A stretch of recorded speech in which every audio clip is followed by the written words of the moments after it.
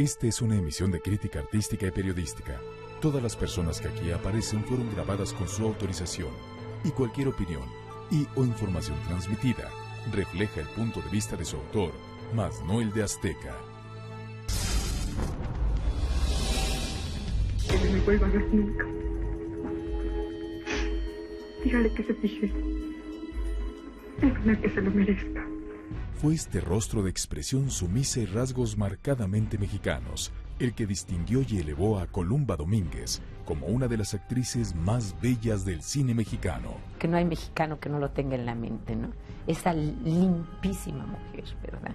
Esa bellísima Columba que sale con sus moños así, con una cara maravillosa.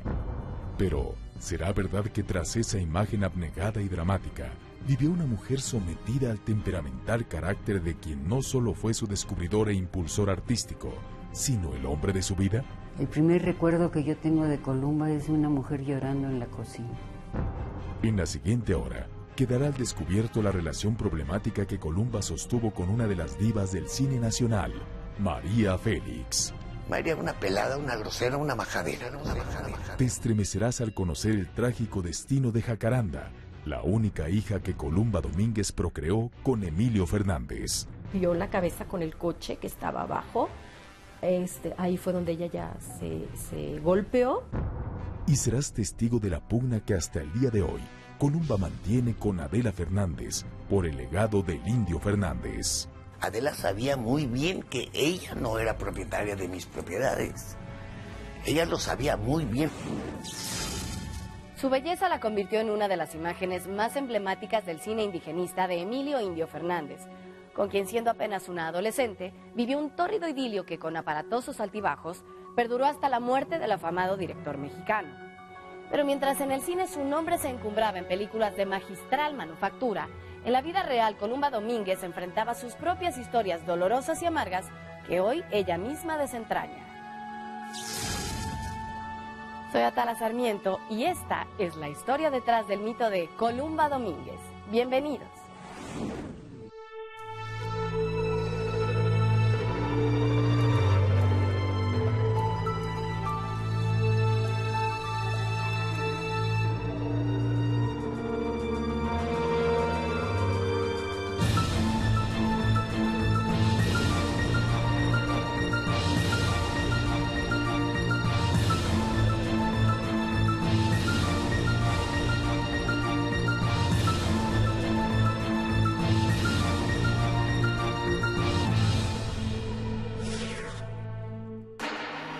Antes platicábamos todas las noches en la pila. ¿Ya no te acuerdas de la vez que fuimos Iguacho? A lo largo de su carrera, Columba Domínguez se convirtió en uno de los más reconocidos estereotipos de la mujer pueblerina e indigenista de la pantalla grande mexicana, elogiada por su mexicanísima belleza y por la proyección internacional que le dieron sus películas. Columba es hoy a sus 83 años de edad, uno de los pocos mitos vivientes de la llamada época de oro del cine mexicano. Sí soy disciplinada, sí soy enérgica conmigo y sí soy persona muy hermosamente noble. Originaria de Guaymas, Sonora, donde nació el 4 de marzo de 1929, Columba Domínguez Adalid tuvo una infancia plena, rodeada del afecto, cariño y amor de sus padres y hermanos, descendientes de una familia por tradición longeva. Yo fui una niña contenta. Tuve mis papás, mis abuelos y tuve la dicha de ver a mis tatarabuelos y bisabuelos de niña. Es una dicha hermosísima que yo conservo en todas las formas. Mi papá era empleado federal, doctor en números, trabajó siempre en Hacienda. Fue justamente el trabajo de su padre lo que llevó a la familia de Columba a mudarse a la Ciudad de México, donde la industria cinematográfica vivía un gran auge artístico y comercial, con el surgimiento de estrellas como Jorge Negrete, Dolores del Río, María Félix, Pedro Armendáriz, Joaquín Pardavé, Sara García, Emilio Tuero, Pedro Infante, así como de actores de fama y prestigio internacional como Fernando de Fuentes, Alejandro Galindo, Roberto Gabaldón, Juan Bustillo Oro y Emilio Indio Fernández. Precisamente fue Emilio Indio Fernández quien se convirtió en la piedra de toque para Columba Domínguez en lo artístico y personal, transformando el curso de su destino de manera súbita y drástica. Ya está bien. He pagado demasiado con eso a esta maldita conciencia. Emilio tenía ya una larga experiencia como actor de cine tras haber participado en diversas películas hollywoodenses y mexicanas, pero a partir de 1941, su incursión como director lo mantenía absorto en la creación de un género fílmico lleno de simbolismos nacionalistas que fueron plasmados en cintas como Soy puro mexicano, Flor silvestre, María Candelaria, Las abandonadas y Bugambilia, con las que empezaba a ser conocido internacionalmente. ¿Sabes, María Candelaria? Lo mejor es que nos vayamos de aquí. A Santa Anita, a Iztacalco, o más lejos, donde nadie nos conozca ni nos haga daño. Asiduo a las reuniones sociales, fue justo en una boda donde se encontró con quien se convertiría en su principal musa, su fijación como actriz y en poco tiempo, en su mujer. Ella era Columba Domínguez. La invitaron a una hermana mía, a una boda. Mi hermana, nacida primero que yo, mayor que yo. Y fue el primer día que me puse medias y fuimos acá a San Ángel, por allá por Biscuac. Emilio era un hombre 25 años mayor que Columba. Sin embargo, la natural belleza, juventud y frescura de la futura actriz lo cautivó desde el primer momento. Ese día, el indio, hombre de carácter explosivo e indómito, igual que los personajes de sus películas, auguró a la hermosa joven un futuro que no tardaría en cumplirse. Dijo, me voy a casar contigo. Dije, ay, Dios mío, ¿qué me está diciendo el señor? Maravillado por la mexicanísima belleza de Columba, Emilio comenzó a frecuentarla y a involucrarla en un ambiente donde él ya era una figura respetada. Con Emilio yo aprendí y crecí. Con amistades de Emilio, quien amó a Emilio, quien apreció a Emilio. A pesar de su embelezo por Columba Domínguez, Emilio estaba casado con Gladys Fernández, una jovencita de origen cubano de apenas 16 años de edad, con quien el 6 de diciembre de 1942 procreó a su hija Adela Fernández. No obstante, Columba Domínguez revela hay otra versión de la historia. Según ella, Adela en realidad no era hija natural de Emilio. Adelita está registrada Adela Fernández, hija de Gladys Fernández, Fernández por el apellido de su mamá. Hija de Gladys Fernández, nacida en Cuba.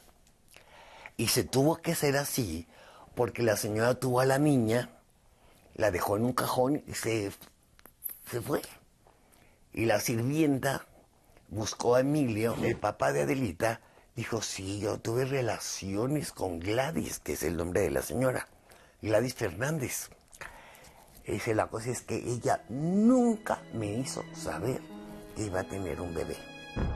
En contraparte, la versión de Adela es otra. La realidad es que mi papá se casó en La Habana con una chamaca de 16 años, que me tuvo a los 17 aquí, y todo iba muy bien el romance. Lo que pasó es que mi papá traía un amor platónico muy fuerte que le duró hasta la hora de su muerte, que era Dolores del Río.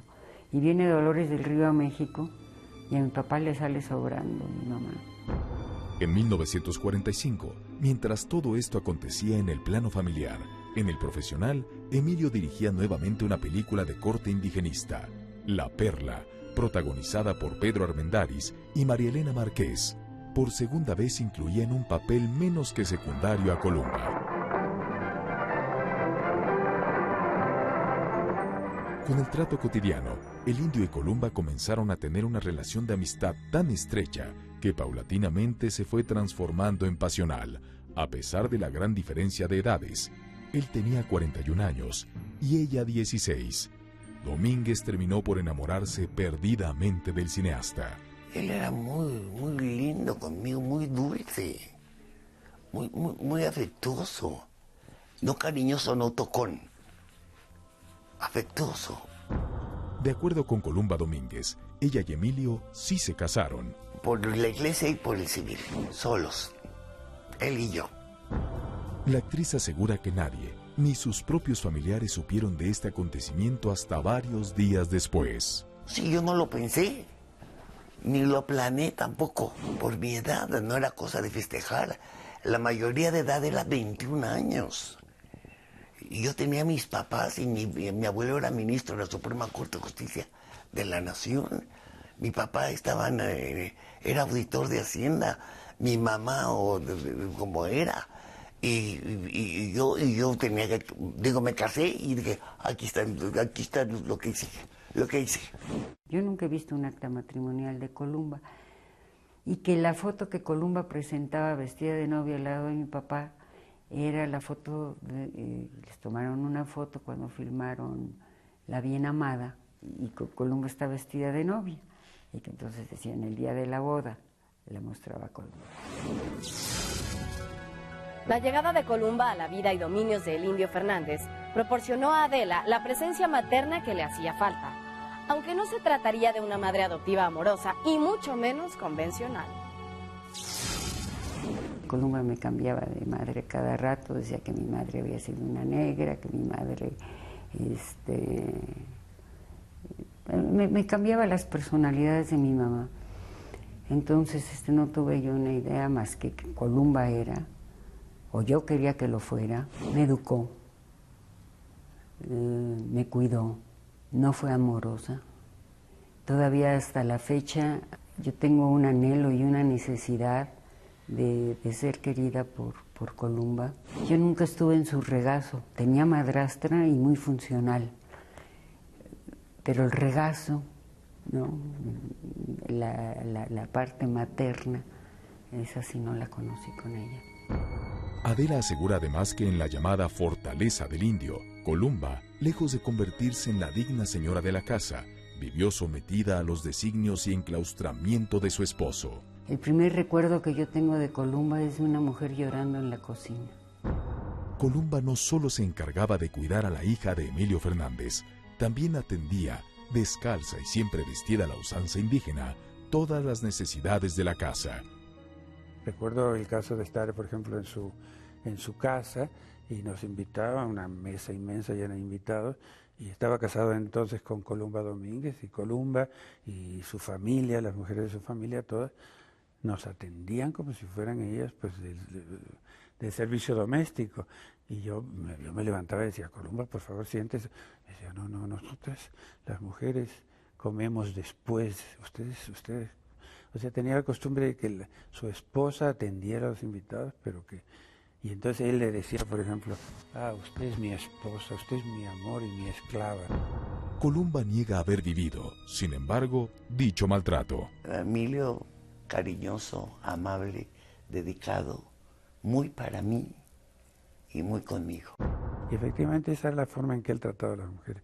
Eran sus esclavas, pero al mismo tiempo podía regalarles flores o llevarles una serenata, porque era así, pero al mismo tiempo cuidado con su violencia. Emilio no era rudo conmigo, no para nada. A pesar de la supuesta sumisión en que vivía, Columba sacó el carácter cuando los rumores de infidelidad se infiltraron en su relación con el indio, aunque hasta hoy insiste en verlo de manera idílica. Me decía, mira qué lindas piernas tiene, amigas de él, de muy joven. Y voltearon a verme con unos ojos, y yo sabía que eran muy bonitas las piernas de la señora, y que él las miraba, era director de cine. No había por dónde juzgarlo o acusarlo de nada. Tuvo que luchar contra una bola de mujeres resbalosas, que querían su puesto, que querían meterse en la vida de mi papá. Entonces, pues a las resbalosas y a los gorrones, pues los maltrataba y se los trataba de quitar a mi papá. Y eso fue creando que Columba era muy mala, que Columba, que bárbara, que carácter, que me corrió de la casa. Fue una guerrera. Era una mujer enamorada, muy enamorada de mi padre. Yo no tuve una discusión jamás con Emilio, el papá de mi hija, en mi matrimonio, ni fuera del matrimonio. Emilio no tuvo otra mujer jamás en su vida. Yo soy la única mujer esposa de Emilio Fernández, no hay más. Mi papá se iba y se compraba así grandes botellas de Chanel y tenía su baño precioso. Y entonces cuando iba a estar con una mujer, pues me decía, Adelita, llévala al baño, que se bañe, y que use la regadera de presión. Mi papá era exageradamente limpio, ¿no? Y échales Chanel y no sé qué, pues yo llevaba, las bañaba. Y entonces yo le decía, ya ni bajes, ahorita sube a la recámara. Pues bueno, yo me daba cuenta de todos los romances, ¿no? Pues como Adela es tan vieja, que tal vez estuvo en los colchones con ellos, yo no lo sé. A mí no, a ver, Adelita nunca me lo dijo. Uno de los romances atribuidos al Indio Fernández cuando vivía con Columba fue el que se afirma sostuvo con Dolores del Río, estrella de sus películas María Candelaria, Las Abandonadas y Flor Silvestre. ¿Verdad o mito? Me da gusto ver que vino con nosotros, señora. Me llamo Isabel. Isabel.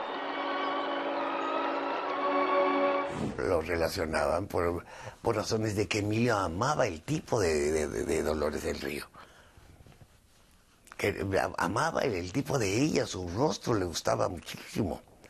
Y le llegó a gustar teniendo gran respeto por su persona. Se veían seguidos, se hablaban de usted. O sea, nadie podría haber dicho en voz alta, son amantes. Todos lo sabían y todos lo callaron, ¿no? Públicamente ella nunca le demostró nada, ni dio a entender nada de eso, sino para ella era siempre su director y nada más. Yo recuerdo que a Columba le salía fuego de los ojos cuando íbamos a casa de Dolores, por ejemplo, el día de mi primera comunión. Pero Dolores la atendía, qué maravilla que estás aquí, ¿no? Entonces, pues, ¿qué venía diciendo Columba? Vieja hipócrita, si me odia, ¿no? Pero así es, ella toda es mustia, hipócrita, y siempre mostrando la clase. Pero Columba Domínguez sostiene violentos enfrentamientos con una de las grandes divas del cine mexicano. María, una pelada, una grosera, una majadera. Me golpeó esta parte de aquí del hueso del hueso de la barba, la oreja. Se me inflamó y se me puso negro. Y las infidelidades del Indio Fernández llevan a Columba Domínguez a abandonarlo. La casa empezó a caer, toda la comida salada, todas las sirvientas chillando. Fue duro. La película La Virtud Desnuda, estrenada en 1957, generó un gran escándalo, pues en ella Columba Domínguez mostraba sus senos. Fue una de las primeras actrices en hacer semidesnudos en el cine mexicano. En 1948, Emilio Indio Fernández dio a Columba Domínguez su primer papel antagónico en la película Maclovia, un drama de corte indigenista protagonizado por Pedro Armendáriz y María Félix. Durante el rodaje, Columba Domínguez sostuvo constantes fricciones con María Félix, quien la consideraba una novata por más que fuera la mujer del director. Olvídate de él. Y quédate muy alta en las estrellas. Allá, donde te tiene don Macario. María, una pelada, una grosera, una majadera. María Félix siempre fue majadera y tonta, la verdad.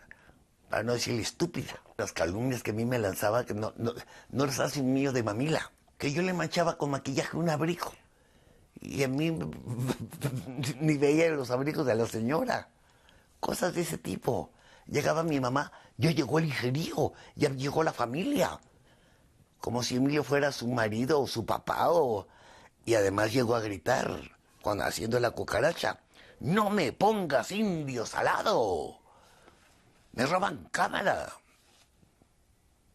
¿Y qué le pasa a la señora? Si el señor de los mercados es Emilio. Yo creo que se volvió. Se le zafaron los tornillos. En una escena de Maclovia, Columba y María debían sostener un agresivo encuentro que pasó de la ficción a la realidad. Sí, la enfrenté, la tenía que enfrentar. Si no la enfrento, me mata. Tenía que hacerlo. Precisamente en Maclovia. Me agarró un brazo aquí, me sangró. ¿Dónde vas? ¿No dices que tanto lo quieres? Como ella tenía unos brazos gordos así, con mis manos le agarré nada más un pedazo, porque no me alcanzaba mi mano para más. Y casi le arranco yo también el pedazo. Dije, si trata de divorcio, me divorcio, pero ahorita cacho se lo quito a la vieja. pero de belleza indígena sí la tiene Columba. Y María Félix, pues no es una belleza indígena, es una belleza, punto. A pesar de los semejantes desencuentros, Maclovia le significó a Columba su primer premio Ariel en la categoría de Mejor Coactuación Femenina. Significó para mí el conocimiento y reconocimiento de la Real Academia de Ciencias y Artes Cinematográficas.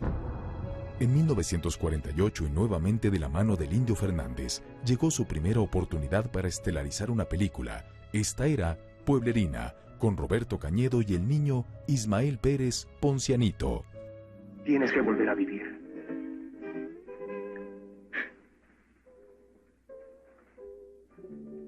¿Por qué lloras, mamá? Este es mi hijo. Y es todo lo que tengo en el mundo. Yo en sí misma soy pueblerina. En sí misma eso soy. Estando en una sociedad como la que hemos vivido, en ceremonias, en embajadas, en festivales internacionales, en un set cinematográfico, en una sala de grabación de radio, de discos o de teatro, pues uno va representando de acuerdo al personaje lo que le van dando. En Pueblerina fui su hijo de Columba. Pues en las escenas fuertes me arropaba y me enseñaba cómo hacerlas, pues, y era muy bonito porque pues la enseñanza para un niño que no tiene ningún conocimiento de lo que era el cine, pues fue bastante bonita, ¿no? En Pueblerina, una escena se convirtió en una secuencia de culto, un baile llamado La Paloma y el Palomo. Porque es un son veracruzano muy famoso y esa escena es fantástica, ¿no? Como de esas que pasan a la historia del cine mexicano. Y la paloma quisiera y hacer un trato conmigo, y la paloma quisiera y hacer un trato conmigo, que ella pusiera los huevos y yo calentara el nido, que ella... Tener el alma de ese pueblerino es muy valioso, aún con el sombrero de Gretz más bonito que yo tenga, o el abrigo de Min. Yo creo que no hay mexicano que no lo tenga en la mente, ¿no? Esa limpísima mujer, ¿verdad? Esa bellísima Columba que sale con sus moños así, con una cara maravillosa, con una expresión verdaderamente... Cuando el cine pasa de ser una industria que sí da dinero o entretenimiento, cuando pasa a ser arte, ¿no? Columba Domínguez crecía cinematográficamente de la mano de Emilio, quien en 1949, en un acto que se antoja premeditado, la reunió en el set de la cinta La Malquerida, nada menos que con Dolores del Río. ¿Verdad o mito que durante la escena en las que ambas se disputaban el amor del mismo hombre, las miradas retadoras y las agresiones no eran actuadas? Primero me vas a oír, porque no tengo nada que ocultarte. Y porque quiero que te des cuenta de que las únicas sombras que hay en esta casa son las que tú has inventado. Siéntate. Me golpeaba en la cara y de ahí me aventaba hasta el piso, tenía que yo que ir a dar. La cosa es que Dolores traía una argolla muy parecida a esta, que era del matrimonio de su mamá, y era ovalada la argolla. Y cada bofetón que me dio, que fueron 3, con la argolla me golpeó esta parte de aquí del hueso del coso de la barba, la oreja. Se me inflamó y se me puso negro. Dejé de trabajar 1 día y medio nada más. Estás disputando un hombre de mujer a mujer. Un hombre que ya no te quiere y que está loco por mí. A principios de los 50 y tras 7 años de intensa relación, Columba decidió separarse del cineasta. Aun cuando se encontraba embarazada de su hija Jacaranda, Emilio lloró su partida desconsoladamente. Cuando Columba se fue, mi papá se pasó quizá cuántos meses sentado en la cantina con el pobre de Cuco Sánchez y con sus tríos y con José Alfredo Jiménez cantándole El Abandonado. La casa se empezó a caer, todos Toda la comida salada, todas las sirvientas chillando. Fue duro. Empezó la casa a ser una soledad tremenda. Pero, 25 años después, Columba enfrenta el dolor más grande que una madre puede sufrir: la inesperada y trágica muerte de su hija. La prensa publicó que fue suicidio. Columba dice que la asesinaron. La mexicanísima belleza de Columba Domínguez fue retratada por pintores de la talla de Diego Rivera, Guerrero Galván y Miguel Covarrubias. En 1953 nació Jacaranda Fernández, hija única del director Emilio Indio Fernández y Columba Domínguez. Aunque la pareja ya tenía varios meses de estar separada, Columba fomentó siempre el vínculo afectivo entre padre e hija, lo que inevitablemente despertó los celos de su media hermana Adela Fernández. Jacaranda fue muy amiga de mi papá. Se divertían juntos, iban a tomar las copas juntos, comían en restaurantes juntos, tenían encuentros, reían. Cuando yo hubiera querido abrazarme a mi papá y contarle mis cosas, las que fueran, pues no, le tenía muchísimo miedo. Jacaranda no le causó los dolores que yo le causé. Al igual que sus padres, Jacaranda Fernández comenzó una prometedora carrera como actriz de cine, apareciendo en 1977 en la película Soy el hijo del gallero, al lado del cantante Antonio Aguilar y de su propia madre, Columba Domínguez. Al cumplir 25 años de edad y tras haber pasado por un fugaz matrimonio, Jacaranda se independizó, mudándose a un departamento ubicado en el tercer piso de un edificio de la calle Río Papaloapan, en la colonia Cuauhtémoc. Poco tiempo después, y de acuerdo a las notas periodísticas de la época, Jacaranda compartiría el departamento con Lidia Suárez Molina, una tamaulipeca con quien sostenía una amistad desde varios años atrás. Jacaranda organizaba frecuentes reuniones de amigos que casi siempre terminaban en escandalosas francachelas, según relata quien fuera su vecina. Cada fin de semana, cada 15 días eran fiestas. No grandes fiestas que tuve, pero para ese tiempo sí eran fiestas de amigos, de tomar. Según el relato de la testigo, la noche del 21 de noviembre de 1978, Jacaranda celebraba una de sus acostumbradas reuniones, aunque esta culminaría de manera más que trágica. Que ella dio la cabeza con el coche que estaba abajo. Ahí fue donde ella ya se golpeó y falleció automáticamente. Según reportes de prensa, Jacaranda había tenido una discusión con su compañera de departamento. Segundos después, cayó desde el balcón del tercer piso y las consecuencias fueron fatales: traumatismo cráneoencefálico y lesiones en el tórax. La prensa publicó que fue suicidio. Columba dice que la asesinaron. Las mismas comunicaciones que lo mandaron a hacer. Y prohibir toda a Emilio y a mí, toda comunicación. Para que no saliera lo que hicieron, que además no era cosa para chismear, era cosa para que entrara la ley, a toda ley. De acuerdo con las notas periodísticas de la época, tras acudir a un bar con sus amigos y luego seguir con ellos la fiesta en su departamento, Jacaranda quería salir nuevamente a la calle. Lidia Suárez se lo impidió, escondiéndole la llave de su automóvil, pues para entonces Jacaranda ya se encontraba muy afectada por los efectos del alcohol. Durante la discusión de la que fueron testigos sus amigos Alfonso Guerrero y Raúl Silva, ambas mujeres gritaron y luego entraron a una de las recámaras, donde Jacaranda continuó con los reclamos. ¿Qué fue lo que pasó después? ¿Realmente Jacaranda se lanzó al vacío por impulso propio? Que de pronto salió corriendo por el balcón y se aventó. Esto es lo que yo supe. Y lo que se dijo en radio, prensa. Tú no piensas que se va a suicidar, o sea, no tiene las características de un suicida como yo. Mi hija tuvo una vida tan muy propia que imposible que mi hija negara la vida. Imposible. Ni Adela Fernández ni Columba Domínguez dan crédito a la versión del suicidio. Me acuerdo que incluso en una época ella decía que fue Echeverría. Le echaba la culpa a Echeverría. Ella culpaba mucho al expresidente, como dando a entender de que no que haya sido él, pero que él pudo haber sido que había podido mandar a matar. Fue cuando se empezó a decir que no estaba muy bien de su mente, porque ella alucinaba, que decía cosas. Columba es la que ha hecho comentarios de que no fue así, de que la asesinaron.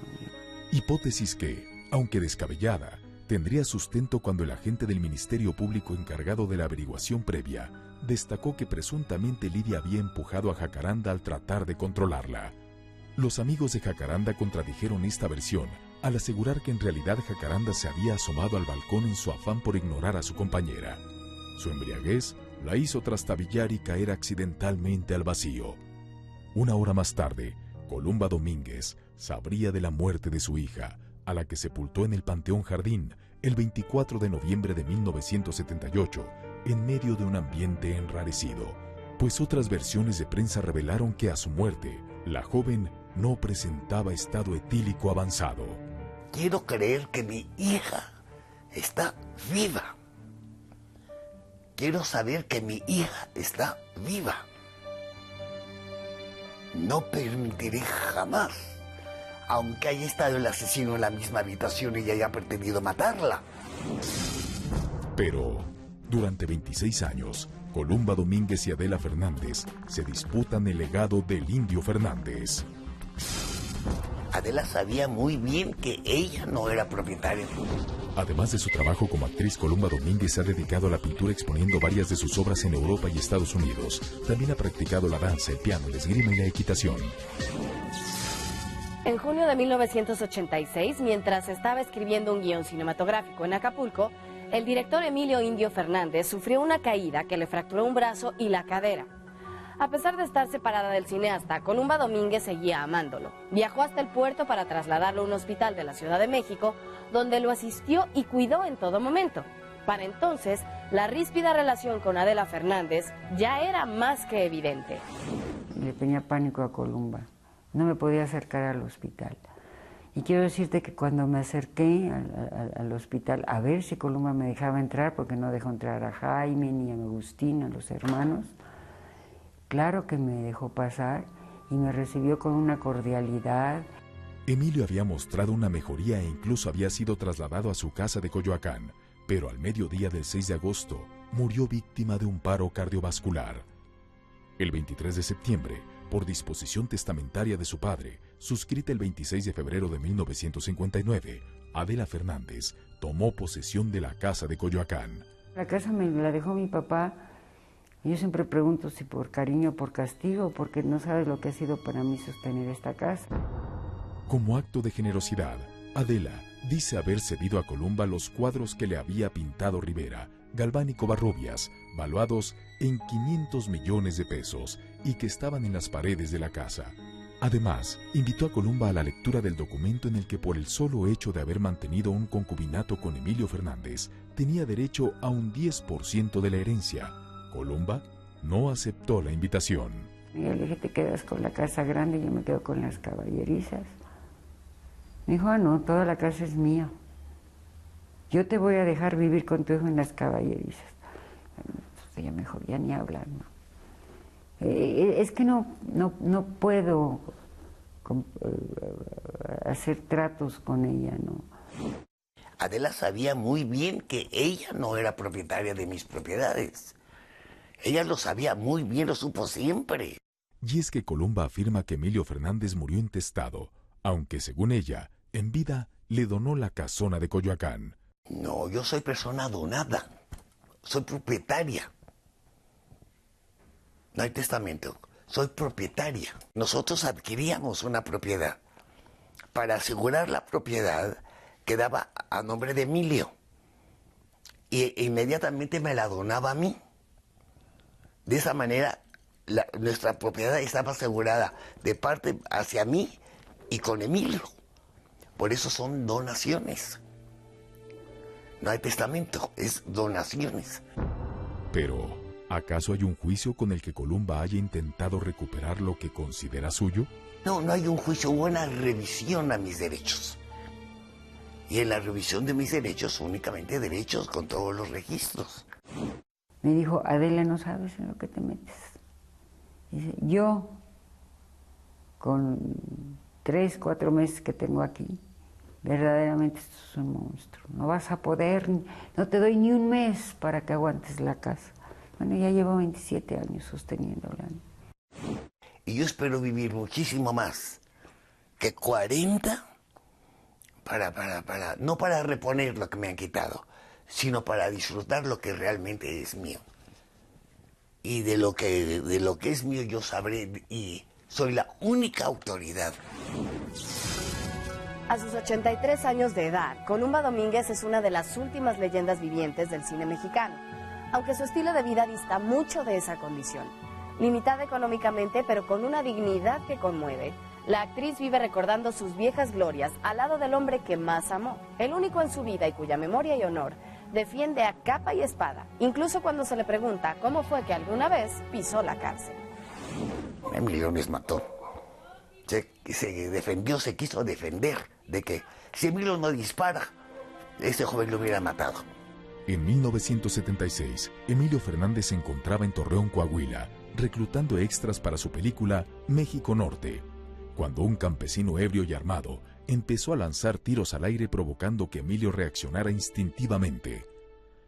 El campesino murió de 2 disparos en el pecho, tras lo cual Emilio huyó a la Ciudad de México para entregarse días más tarde a la justicia del Estado. Argumentaría que había disparado en defensa propia, sin evitar, empero, que se le dictara auto de formal prisión. Semanas más tarde obtuvo la libertad condicional pagando una fianza de 150,000 pesos. No hubo una confesión de nada, una aclaración de nada, una acusación ni en la cárcel, nada más. Y a Emilio le dieron su libertad en México gracias a Derechos Humanos, Naciones Unidas. Pero, ¿cómo hubiera querido Columba que el amor de su vida pasara sus últimos días? Me hubiera gustado que lo hubiera pasado muy contento, que hubiera sido feliz. Columba Domínguez, un mito, una leyenda, una historia que forjó el cine mexicano. 1,500 pesos. Es mucho. ¡Mucho! ¡Mucho! ¡Mucho! No podría ser menos, señor Justicia. 1,500 pesos. Yo, que me veo todos los días en el espejo, y me veo tan igual como cuando yo tenía 17 años, o 25, o 30, o 50, yo me veo igual. Yo soy Atala Sarmiento y esto fue La Historia Detrás del Mito. Hasta la próxima.